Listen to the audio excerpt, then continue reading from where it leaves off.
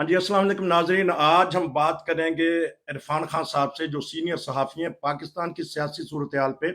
इंतखाब वाले दिन इन्होंने कुछ 1-2 बातें की हैं, उस बारे में पता करेंगे, और जो इंतखाबात के बाद ये सूरत-ए-हाल बदल रही है, इस बारे में पता करेंगे। जी, अस्सलाम वालेकुम।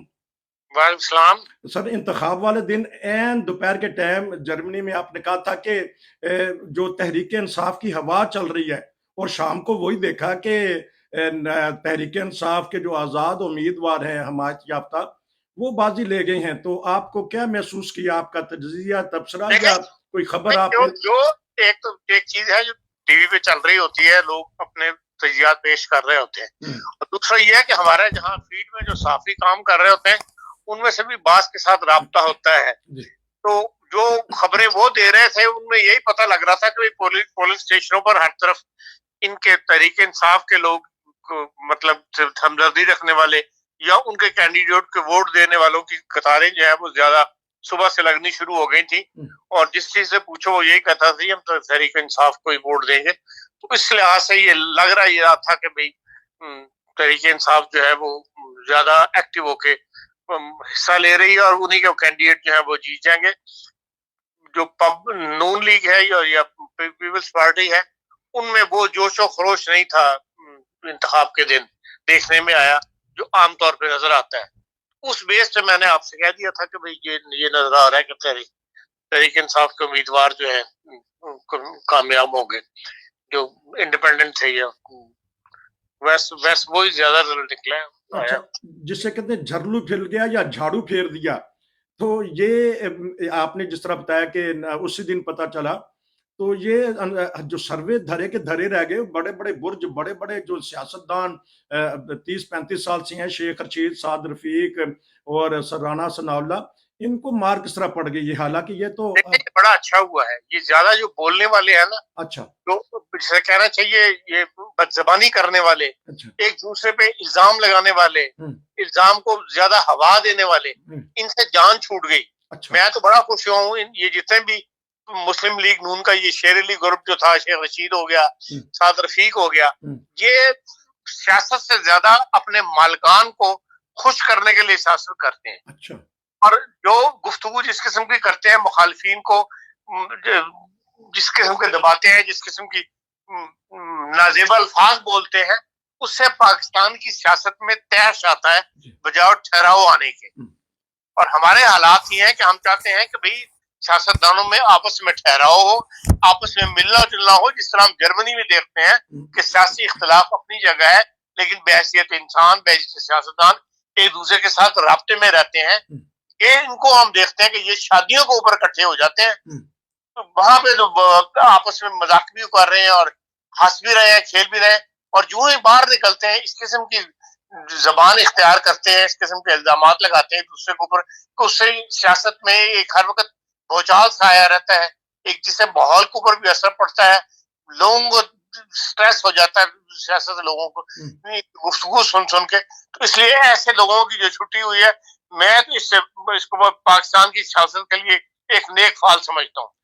तो मजहबी जमातों को क्या हुआ, दबरदूस कर दिया, अवाम ने रद्द कर दिया, और देखे नसीर साहब, मजहबी जमातें कितनी थी, 18-19 सीटें थी उनके पास, अब वो भी उनके हाथ से चली गई। हम्म, लेकिन ये देखें, मजहबी जमातों ने जहां अपने बंदे खड़े किए हैं वहां उन्होंने वोट तो अभी भी लिया है, ये नहीं कि वोट नहीं है, हम्म, लेकिन वोट डाला इस तरह गया है, तादाद में ज्यादा वोट डाला गया है। कहीं देख लें आप, 1 लाख से कम वोट नहीं पड़ता जी, ट्राइब बलोचिस्तान के, बाकी जहां भी आप देख लें, दोनों का मुकाबल जो है लाख से ऊपर के वोट हैं दोनों के। जो हारा है वो भी लाख से ऊपर का वोट लेके गया हुआ है। इसलिए इस इंतखाब में एक रुझान ऐसा बन गया हुआ था, एक ऐसी जिदबाजी चल पड़ी थी फौज के साथ अवाम की कि भाई हमने इमरान खान को ये दलील कर रहे हैं, हमने उसे जिताने ही। तो इसलिए लोगों का रुझान ज्यादा ये इस तरफ था कि भाई मजहब की तरफ नहीं था, ज्यादा रुझान इमरान खान को जितवाने में था कि भाई तहरीक इंसाफ का लीडर जो अंदर किया हुआ है उसको हमने बाहर निकलवाना है, इसलिए उन्होंने ये दिया। बाकी यह कि जो पहले भी तो उनके मजहबी को इसलिए वोट नहीं पड़ते कि वो नुमाइंदे खड़े खड़े खड़े कर लें, ये बोलते ज्यादा है, इनका स्पीकिंग पावर इन लोगों के पास अच्छी होती है, इसलिए ये नजर ये आता है कि हाँ भाई ये मजहबी जमातें बड़ी एक्टिव हो गई हैं और इंतखाब जीत जाएगी। इंतखाब कभी भी नहीं जीता, 18-19 से ज्यादा सीटें इनके पास नहीं होती।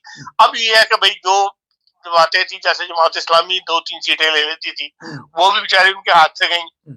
अपने जो उनके सदर है जमात इस्लामी के अमीर है इस वक्त हक साहब, वो भी बेचारे हार गए। इसी तरह नईम साहब कराची के शरीफ आदमी है, वो भी हार गए।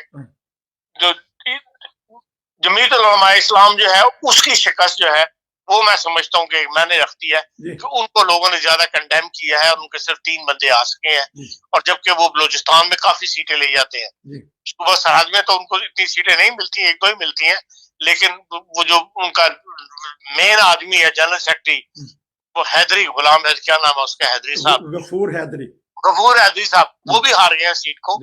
और वो बलूचिस्तान में जो उनकी पट्टी है पख्तून पट्टी, वहां पे उनकी काफी आवाज थी, और वहां पे जीतना जो है ये पाकिस्तान की सियासत के लिए नेक ख्वाल है। उनका हारना जो है वो नेक ख्वाल है। अब ये हरवाया गया है या बाहर वो हार गए हैं, असेंबली से बाहर है, और ये खुशी की बात है कि ऐसे लोग असेंबली में नहीं होने चाहिए। लेकिन ये जमात इस्लामी के अमीर धरना देने के लिए, एहतजाज करने के तैयार हो, उनके अखलाकी सूरत हाल क्या कहेंगे? इनको तो इस्तीफा दे देना चाहिए अपनी जमात इस्लामी से भी और जमात इस्लामी में धरना छड़ना इनका कभी भी कामयाब नहीं होता। ये सियासी बयान है, गुस्सा है, तवक्को से कम उनको वोट पड़े हैं, उसकी वजह से ये कर रहे हैं। बाकी धरने वरने कहानी जो है इस साल मुझे नहीं लगती कि अब कोई ऐसा मौका पैदा होगा कि ये धरना दे सकेंगे। तो एक वीडियो वायरल कर रहे थे जो तहरीके लब्बैक जो इस साल नहीं आई है, उसका जो अमीर है साद हाफिज साद, वो जूतियां दिखाता था और कहता था हम तुम्हें जूतियों की नोक पे रखते हैं, तो अवाम ने छितर मार के निकाल दिया इनको। देखें, वो एक इंतहा पसंद तबका जो है वो तहरीक लब्बैक के साथ है। आम जो सियासी शऊर रखने वाला या सियासी कारकुन जो है वो तहरीक लब्बैक को पसंद नहीं करता। अब अल्लाह के फजल से आबादी इतनी है, अल्लाह के फजल 25 करोड़ है, जहां भी जिसको आवाज दो वो किस हर एक का जलसा कामयाब गया। आपने देखा नहीं, हर जलसे के अंदर सारी सर नजर आते थे।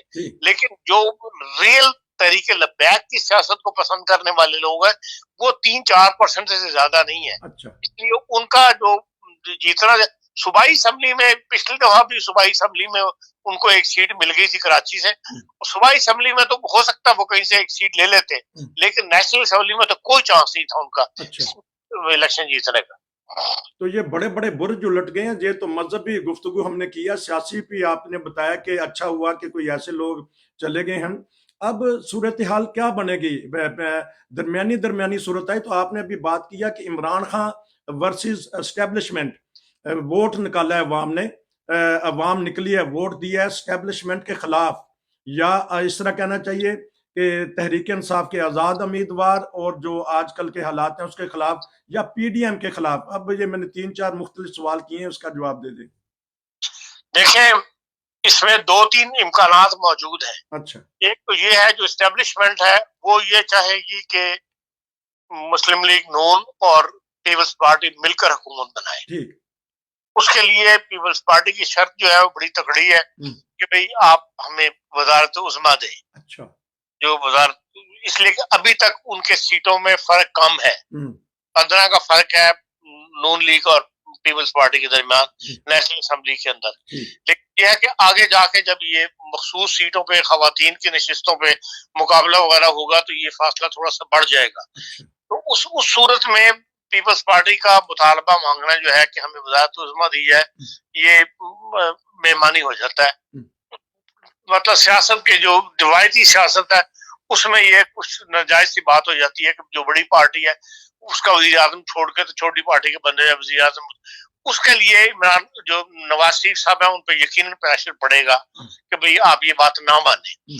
लेकिन ये है कि जो प्रेशर ग्रुप ज्यादा काम था वो सारे इस वक्त बाहर है। अच्छा। ये शेर अली वगैरह ग्रुप जो है, साद रफीक है, ये पूरा ग्रुप जो है सारा के सारा इस वक्त बाहर है। तो हो सकता है कि वो अगर एस्टेब्लिशमेंट भी इनको ये कहे कि आप ऐसा कर लें तो फिर नवाज शरीफ साहब जो है करने पे तैयार हो जाए और बिलावल को वजारत उज़्मा दे दी जाए, और पंजाब के अंदर जो है वज़ीर आला फिर नवाज शरीफ या नून लीग जो है वो अपना ले आए। लेकिन अगर ये बात नहीं मानते तो फिर बिलावल की जो सियासत थी, जो इंतखाबी मुहिम के दौरान बयान देता रहा है या अपनी तकरीरें करता रहा है, उससे मैं समझता हूँ कि मुमकिन है वो जो तहरीक इंसाफ के साथ मिल जाए और फिर ये मिलके ग्रुप बना ले। अच्छा। लेकिन उसको फिर ये है कि एस्टेब्लिशमेंट की हिमायत हासिल नहीं होगी, फिर वो एक कमजोर हुकूमत होगी, और फिर वो खेड़ पेच वाली कैफियत जो है प्रेशर को मैनेजमेंट का, इसका एस्टेब्लिशमेंट का, वो फिर चल पड़ेगा और एक अदम इस्तेकाम वाली हुकूमत काम करे चलेगी। लेकिन मुमकिन ज्यादा इम्कान मैं यही समझता हूँ कि अगर बिलावल समझदारी से मान गया तो फिर यह है कि जो जिस किस्म के हालात है माशी मुल्क के, जिस किस्म का मुल्क को चलाने की जरूरत है, उसमें फिर ये दोनों हुकूमतें, दो बड़ी पार्टियां जो है ये मिलकर हुकूमत बना ले। जिस तरह के पाकिस्तान यहाँ जर्मनी के अंदर भी CDU ने और SPD ने मिलकर हुकूमत जो है वो बनाई थी 2 दफा, तो पाकिस्तान में भी इम्कान है कि ये हुकूमत कामयाब हो जाए। हुकूमत बन जाती तो क्या मुश्किलात देख रहे हैं? माशी तौर पे आपने हल्का सा टच किया है। माशी तौर पे मुल्क के अंदर बिल्कुल हुकूमत के पास इनकम नहीं है। फिर यह है कि भाई एक्सपोर्ट बढ़ानी है, करेंसी की वैल्यू दिन ब दिन गिर रही है, तो इक़्तिसादी तौर पे बहुत बड़ा मैदान है पाकिस्तान की, बहुत बड़ा सवाल है पाकिस्तान के ऊपर। और इस लिहाज से मैं समझता हूँ कि जितने भी ये हैं आपके सनतकार हैं, जो इंडस्ट्रियलिस्ट है, बिजनेस कम्युनिटी जो है वो यही चाहेगी कि नवाज शरीफ साहब को वज़ीर-ए-आज़म बनाया जाए, या नवाज शरीफ साहब हुकूमत का हिस्सा हो, जो जिनकी पॉलिसियां जो है वो लोगों को सूट करती हैं, बिजनेस कम्युनिटी को। तो इस लिहाज से सबसे पहले तो फौज भी यही चाहेगी कि भाई हुकूमत की जो इक़्तिसादी तौर पे पाकिस्तान में इसका डगमगा रहा है, वो सूरत हाल बेहतर की जाए। जो लोगों से पैसा मांग मांग के हम अपना इनकम बढ़ा वो कर रहे हैं, अपना रिजर्व बढ़ा रहे हैं, वो कब तक चलेगा?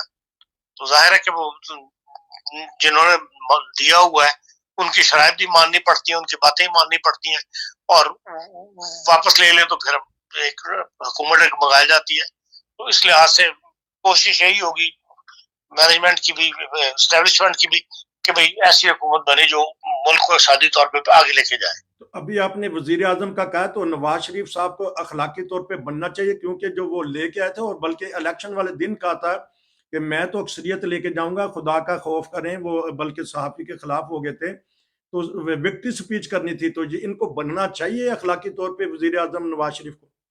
देखिए जितनी पोजीशन, जो पोजीशन उनकी आई है उसमें उनको बनना तो नहीं चाहिए, ठीक। तो और ना एस्टेब्लिशमेंट चाहेगी कि वो बने, वो भी शहबाज शरीफ भी चाहेंगे एस्टेब्लिशमेंट के नून लीग का नुमाइंदा भी जो है वो शहबाज शरीफ ही हो बजाय नवाज शरीफ साहब के। और मेरा ख्याल है उनको बनने में अब इतनी जिद भी नहीं होगी। हाँ, वो एब्सोल्यूट मेजॉरिटी ले जाते, जिससे उनकी पोजीशन स्ट्रांग होती नेशनल असेंबली के अंदर, वो धड़ल्ले से बात कर सकते, धड़ल्ले से फैसले कर सकते। वो उस पोजीशन में जो भी वज़ीर-ए-आज़म होगा वो नहीं होगा, सूरत में नवाज शरीफ शायद बनना पसंद ना भी करें। अच्छा, तो अब थोड़ा सा एस्टेब्लिशमेंट के मतलब उनके भी जो तखमीने होते हैं अंदरून तक, तो वो भी पहुंचते हैं, तो उनको भी तो धचका लगा होगा जो मुक़्तदार आला हैं इस वक्त, तो ये क्या हो गया, तो उन्होंने क्या फिर सोचा है? उनके पास ये रिपोर्ट्स थी कि जो आजाद उम्मीदवार है वो काफी तादाद में जीतेंगे। अच्छा। उन्होंने अपनी पूरी कोशिश कर ली, हर तरीके से दबा के देख लिया कि भाई इनको इंतखाबात में ये लोग हिस्सा ना लें, या इंतखाबात में इनको कम वोट पड़े, लेकिन उन पर भी ये जाहिर होना शुरू हो गया था। लेकिन क्योंकि प्रोसीजर शुरू हो गया हुआ था इंतखाबात का, वो एक हद से ज्यादा मुदाखलत कर नहीं कर सकते प्रोसीजर के अंदर। अच्छा। तो 5 सीटों में इसलिए उन्होंने किया जिनको वो नहीं देखना चाहते, चाहे वो न्यू लीग के थे, चाहे वो आजाद उम्मीदवार के तौर पे थे, चाहे वो पीपल्स पार्टी के थे, जिनको वो नहीं देखना चाहते असेंबली में, उनको उन्होंने नहीं आने दिया। लेकिन अब ये है कि जो अगर आवाम फैसला कर रही है और लोगों को लेके आ रही है, तो उन्होंने यही एक कोशिश रखी थी कि भाई अगर आजाद उम्मीदवार के तौर पे वो आ जाते हैं तो उनको हमें तोड़ना आसान होगा। अच्छा। और उसके लिए वो यकीन अपनी कार्रवाई जो है वो डालेंगे। अब तोड़ने में कामयाब होते हैं या नहीं होते ये अलग बात है, लेकिन कार्रवाई वो बाहर डालेंगे। इलेक्शन कमीशन पे पंजाब के लोग हैं लेकिन टूटने में भी मतलब देर नहीं लगाते। अच्छा। तो वो कामयाब भी हो जाए। अच्छा, कामयाब हो जाएं आज़ाद उम्मीदवारान को। इलेक्शन कमीशन पे उंगलियां उठनी है कि अभी तक इन्होंने सही ऑफिशियल ऐलान नहीं किया, और बैन अल-अक़वामी और यूरोपीय यूनियन ने भी खदशात का इजहार किया, तो इलेक्शन कमीशन भी मिला हुआ था इसके साथ, एस्टेब्लिशमेंट के साथ, या किसी और अदारे के साथ? देखिए बास जगह ये तो है, हमेशा से पाकिस्तान के अंदर इलेक्शन कमीशन अंडर प्रेशर काम करता है। अच्छा। जो पहली दफा नहीं हुआ, पहले भी ये हुआ है। उस वक्त जो दोराब पटेल साहब बने थे इलेक्शन कमीशन, उस वक्त सारी दुनिया ने कहा था कि भाई बड़ा इंसाफ पसंद आदमी है और बड़ी अच्छी शोहरत का आदमी है, पाकिस्तान में फेयर इलेक्शन हो जाएंगे। लेकिन फेयर इलेक्शन नहीं हो सके थे, आखिर उन्होंने भी इस्तीफा दे दिया था। इसलिए मैं ये तो नहीं कहता कि 100% उनको इलेक्शन कमीशन ने बिल्कुल सही काम किया होगा। कोई ना कोई प्रेशर तो उनको लेना पड़ता है और वो इस्तीफा भी उन्होंने लिया होगा। लेकिन ऐसी कोई बड़ी धांधली नहीं नजर आती जिसकी वजह से ये हो कभी आप इंतखाबात को सारे के सारे इंतखाब को कहते हैं कि ये इंतखाब गलत है। ऐसी पोजीशन नहीं है। नहीं तो रात को पीटीआई जीत रही थी या आजाद उम्मीदवार कहना चाहिए, जो दरमियान में रात को 12 बजे के बाद इंतखाबात के जो रिजल्ट हैं वो बदल दिए गए। नवाज शरीफ, यास्मीन राशिद, अयाज अमीर और ये जो राजा देखिए सुप्रीम कोर्ट इस पोजीशन में है कि अगर ये मामला सुप्रीम कोर्ट में लेके जाएंगे तो वहां खुल जाएंगे। अच्छा। जो फॉर्म 45 है उसके ऊपर सबने साइन किए हुए होते हैं। जो जो इलेक्शन कमीशन का नुमाइंदा होता है पर सियासी पार्टियों का जहाँ कैंडिडेट खड़ा हुआ होता है उससे भी उस पर साइन किए हुए होते हैं, उसकी फोटोकॉपी उसके पास होती है। ये सारी कहानी खुल जाएगी। अगर ऐसा हुआ होगा तो सुप्रीम कोर्ट छोड़ेगा नहीं है इनको। तो बड़ी बड़ी धांधली आप क्योंकि तज्जिया नगार में कहाँ महसूस करती हैं कि यहाँ धांधली का चांस है हुआ है? मसलन राजा साहब की सीट ओन चौधरी के मतलब, या डॉक्टर यास्मीन राशिद हो गई, या अजाज उमीर हो गए, या इस्लामाबाद से एक दो ऐसी चीजें हुई हैं। कहाँ महसूस कर रहे हैं आपके यहाँ खतरा है कि धांधली का और सुप्रीम कोर्ट उड़ा देगी जो रिजल्ट अब आया है? देखिए मैं तो नहीं समझता कि भाई इतनी बड़ी धांधली हुई है। बात यह है कि इलेक्शन कमीशन से रिजल्ट आ रहे होते हैं, कहीं ज्यादा वोट होते हैं, कहीं कम होते हैं। कहीं पोलिंग स्टेशन पे चंद हजार ने वोट डाला होता है, कहीं पोलिंग स्टेशन पे 50,000 ने वोट डाला हुआ होता है या 20,000 ने वोट डाला हुआ होता है। वहां एकदम जब वो बड़े पोलिंग स्टेशन का रिजल्ट खुलता है तो एकदम पोलिंग स्टेशन की उसकी कैफियत ही बदल जाती है। यास्मीन राशिद किसी पोलिंग स्टेशन में 15-20 वोट ले रही होंगी, अगले ऐसे पोलिंग स्टेशन से आ जाएगा जहां बड़े हजारों में वोट पड़े तो वहां उनकी पोजीशन बेहतर हो गई होगी। इसलिए मैं तो इसको इतना बड़ी वो नहीं समझता कि भाई इतनी बड़ी धांधली हुई है कि हजारों की धांधली आप कर दें। हजारों की धांधली आप कर नहीं सकते। अच्छा, एक सवाल ये भी हो रहा है कि अब अमेरिका बैन अल-अक़वामी ताकतें जो नवाज शरीफ साहब को लेके आई थी, जो स्टेज सजाया था, तो अरब अमारात भी बीच में शामिल है। तो क्या सोच रहे होंगे और क्या देख रहे हैं आने वाले ये आलमी हालात के ऊपर, ये पाकिस्तान के इलेक्शन क्या असर करेंगे? कोई बड़ी ताकत नवाज शरीफ साहब को पाकिस्तान लेकर नहीं आई थी। अच्छा। पाकिस्तान को लेकर आए थे पाकिस्तान के हालात। अच्छा। इक़्तिसादी तौर पे पाकिस्तान बिल्कुल बैठ गया था। IMF की कोई शर्त जो है वो इमरान खान साहब ने पूरी नहीं की थी, जिसकी वजह से IMF ने इनको इत्तला दे दी थी कि भाई हम नेक्स्ट प्लान आपको नहीं देंगे। अच्छा। आपको कोई पैसा नहीं मिलेगा IMF के साथ, इसलिए कि आपने जो मुआहदे किए हैं गवर्नमेंट ने वो हमारे साथ पूरे नहीं किए। ये दूसरा चांस है कि आप पूरे नहीं कर रहे। तो उस वजह से जिसका सबसे बड़ा असर जो है, सबसे बड़ा इंस्टीट्यूशन जो है वो पाकिस्तान आर्मी है, जिसके 5-5.5 लाख आदमी मुलाजिम है। अगर आर्मी को पैसा ना मिले, आपकी दिफा जो है वो खत्म होता है, वो अपनी प्रैक्टिस नहीं कर सकते, वो एक्सरसाइज नहीं कर सकते। और जो पाकिस्तान इक़्तिसादी तौर पर बैठा है उसकी वजह से फिर इमरान जो मिलिट्री एस्टेब्लिशमेंट थी उन्होंने फिर इमरान इसके नवाज शरीफ साहब के साथ सुलह करके तो उनको लाने के लिए वायदा किया ताकि इनकी गवर्नमेंट को हटा के तो इस शहबाज शरीफ साहब को लाया जाए। शहबाज शरीफ साहब इसीलिए आए थे कि आर्मी ने ये शर्त रखी थी कि नवाज शरीफ साहब ना आए, उनकी जो नुमाइंदा भेजें शहबाज शरीफ साहब, और तो हमें नवाज शरीफ साहब के आने पे कोई इतराज नहीं होगा। नवाज शरीफ साहब को इस बात पे राजी करने के लिए कि उनकी बजाय शहबाज शरीफ साहब हो, बहुत पापड़ बेलने पड़े हैं शहबाज शरीफ साहब को भी और बाज उनके साथियों को भी, तब जाके वो माने। बाकी बैरूनी ताकत को अब कोई ऐसा इंटरेस्ट मौजूद नहीं पाकिस्तान के साथ कि वो पाकिस्तान की सियासत के लिए फिक्रमंदी का इजहार करें। अब अपोजिशन अब कौन करेगा? अगर आप कहते हैं, अगर हम सोचते हैं कि आज़ाद उम्मीदवार किसी ना किसी तरीके से आ जाते हैं, तो आने वाले सालों में जल्दी इंतखाबात देख रहे हैं, क्योंकि अपोजिशन दोनों को तगड़ी मिलेगी। अगर ये पीपल्स पार्टी और नॉन लीग बनाते हैं फिर भी अपोजिशन तगड़ी है। अगर तहरीक इंसाफ के आज़ाद उम्मीदवारों को कहीं से रिलीफ मिलता है या एस्टेब्लिशमेंट से या अदालतों से, अगर वो हुकूमत बनाती हैं तो पीपल्स पार्टी और नून लीग तो उनको जीने नहीं देगी। पाकिस्तान में किसी सियासी जमात में इतना दमखम नहीं है अच्छा कि वो इलेक्शन करवा सके, अच्छा या उसके प्रेशर में आके जो भी हुकूमत बना रहा है, बैठा हुआ है, वो इलेक्शन करवा दे। अच्छा जो धरने हुए थे ताहिर कादरी वाले, इमरान खान वाले, उससे बड़ा प्रेशर कहाँ पाकिस्तान में कभी डेवलप हुआ है? ठीक। लेकिन वो भी इलेक्शन उस वक्त नहीं करा सके। हमारे यहाँ इलेक्शन उसी वक्त होते हैं जब ऊपर से एस्टेब्लिशमेंट का डंडा चलता है। अच्छा जब एस्टेब्लिशमेंट एक फैसला कर लेती है तो फिर वो ऐसा माहौल पैदा कर देती है जिसके लिए वो कानून का सहारा लेती है, करप्शन का सहारा लेती है, कि हालात को उस सिमत लेकर जाती है कि आखिर हुकूमतें खत्म होती कर दी जाती हैं और फिर इलेक्शन जो है नए निगरान हुकूमतें आ जाती हैं और इलेक्शन करवाए जाते हैं।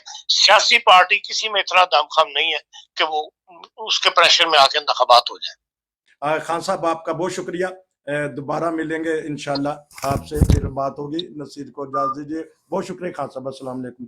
नाज़रीन, ये थे हमारे इरफान खान साहब, और ये एक हमने तबसरा स्ट्रॉन्ग किस्म का लिया है। उम्मीद है कि आपको प्रोग्राम पसंद आया होगा। खुदा हाफिज़।